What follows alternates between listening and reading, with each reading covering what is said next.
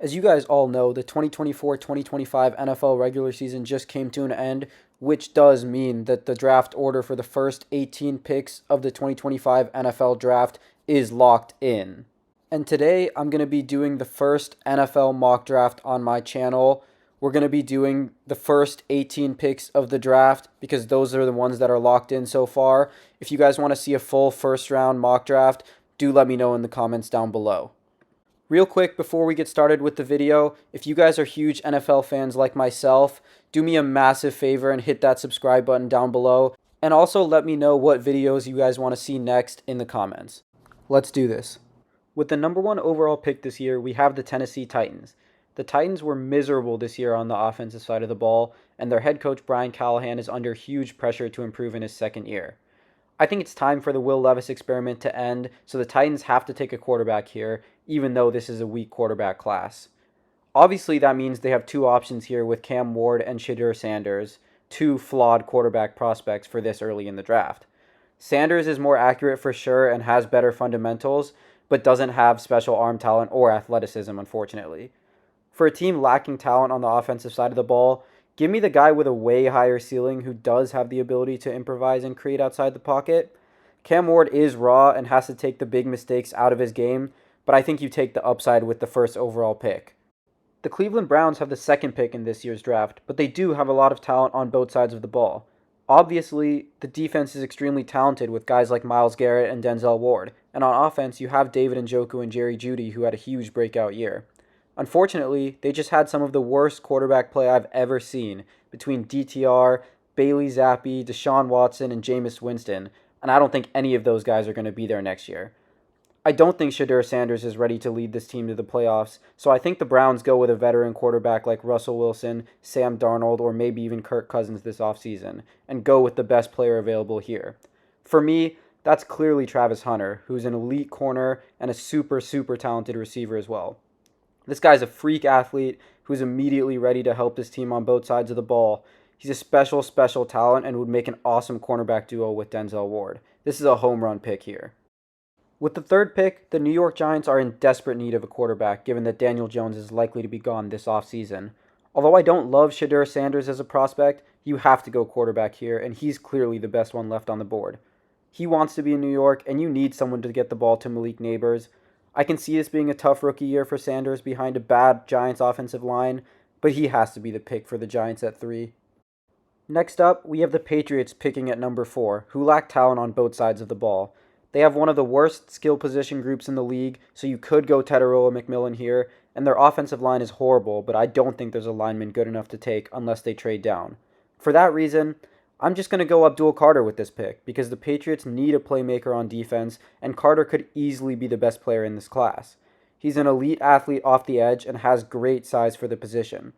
He's not fully developed as a pass rusher yet, and he has to improve in the run game, but his potential is off the charts for a team that desperately just needs high-end talent. The Jacksonville Jaguars are sitting here at 5, and I think this one's a no-brainer. The Jaguars had one of the worst defenses in the league this season, and their secondary couldn't contain anyone. They need help at corner here, so they grab Will Johnson out of Michigan. Johnson has prototypical size for the position and is super versatile in both man and zone coverage. He's got great ball skills and can help in run support as well, so I think he can be an impact corner at the next level, which Jacksonville absolutely needs him to be. The Las Vegas Raiders miss out on quarterback here at 6, so they could be a prime candidate to trade down. Since I'm not doing trades in this mock, I have them going for the best wide receiver in this class, Tedoroa McMillan, to go along with Jacoby Myers. McMillan has phenomenal size and can consistently win at the catch point. He's going to be an exceptional red zone target at 6'5", and is also pretty good after the catch. His route running is a bit limited at this point, unfortunately, though, so he's not as good of a prospect as guys like Malik Neighbors and Jamar Chase were coming out of college, but he's still a great pick here. The New York Jets have the 7th pick, and I think it's time for a rebuild. Aaron Rodgers is washed and a distraction off the field, and you don't have a coach, and the roster is super old. I think it's time to trade guys like Devontae Adams and really reset. I think you go Mason Graham here to pair with Quinnen Williams. The Jets have to build their identity around their defense once again, and Mason Graham is a very talented prospect to help them stop the run and get pressure on the quarterback. He's super quick off the ball and gets great penetration, while being strong enough to hold his ground against double teams. If you're the Jets, I don't think you can worry about fit here, and you take the best player available in Mason Graham. The Carolina Panthers are picking here at 8 and have to be thrilled about the second half of the year Bryce Young just had. They need to really build around Bryce and get him some help here, especially because the top-tier defensive players are off the board. So I think you go Luther Burden here to give Bryce Young another weapon on the outside to help his development. Luther Burden is a shorter receiver, but is a dynamic playmaker in space. He's phenomenal after the catch and will be used in creative ways by Dave Canales to get him the ball in different situations. He's mostly a slot receiver since he struggles a bit against press, but I absolutely love this pick for Carolina. The Saints have the 9th pick in the draft and are another team who needs to rebuild. They need to get younger on defense because Cam Jordan just can't be the guy forever. Since they aren't going to be good anytime soon, I think you go Mykel Williams, whose potential is as high as anyone in this draft. He has absurd size coming out of college at 6'5", 265 pounds, and is super athletic as well. If he can develop as a pass rusher in the NFL, he's going to be terrorizing quarterbacks at the next level. He's a bit of a project player, but the Saints have the time to take and develop Mykel Williams. With the 10th pick, I have the Bears selecting Will Campbell out of LSU. He's the best offensive line prospect in this draft, and the Bears desperately need to strengthen up front to keep Caleb Williams off his back. I think Will Campbell is most likely a guard at the next level since his arms are shorter than what GMs are looking for at the tackle position, but the Bears just need solid players to protect Caleb, and Will Campbell is exactly that, even if he's not a tackle at the next level.